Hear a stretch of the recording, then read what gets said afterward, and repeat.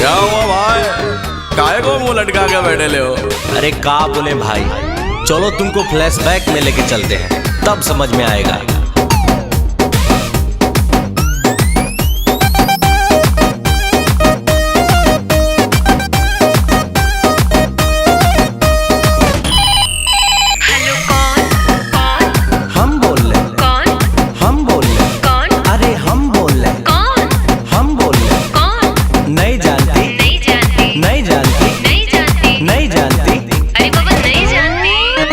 Number पे उसके मैंने किया टेलीफोन,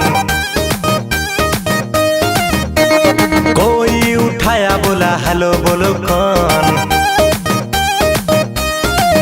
अरे नंबर पे उसके मैंने किया टेलीफोन, कोई उठाया बोला हेलो बोलो कौन। हट हुआ ब्रेक, मैंने नंबर किया चेक, राइट नंबर पे रॉन्ग रॉन्ग बोल रहा कौन। हम बोल रहे कौन, हम बोल रहे कौन, अरे हम बोल रहे कौन, हम बोल रहे कौन। नहीं जानती, नहीं जानती, नहीं जानती, नहीं जानती, नहीं जानती, अरे बाबा नहीं जानती।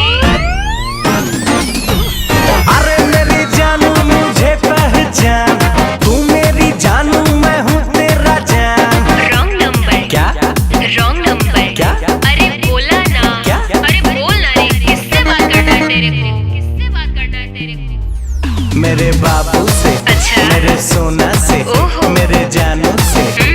थप्पड़ लगेगा ना दिमाग सही हो जाएगा। भाई ये लड़की तो उल्लू बना रेली, उल्टा सीधा बोल के तुमको घुमा रेली। ऐसा बात नहीं है, वे प्यार हमसे करती है, इसी नंबर से रात भर ये बात करती है। ऐसा बात है तो लगा ले फिर से फोन, देखते हैं साला उठाता है कौन।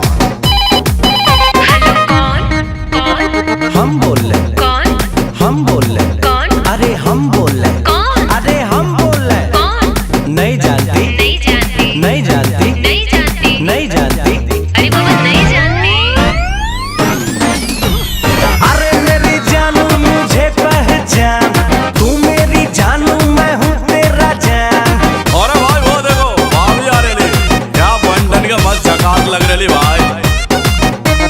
कल क्या हुआ था ये राज मैं हूँ खोलती, मम्मी बगल में थे कैसे को बोलती। भाई भाभी राइट बोल रही। चुप कर साले, बंद कर अपना ढोल, मेरे और इसके तू बीच में न बोल। छोड़ो ना जानो अब बात को भुलाते हैं, रेस्टोरेंट चल के बर्गर पिज्जा खाते हैं। जाओ ना भाई, भाभी रिक्वेस्ट कर रही। तब चलिए तो चलो।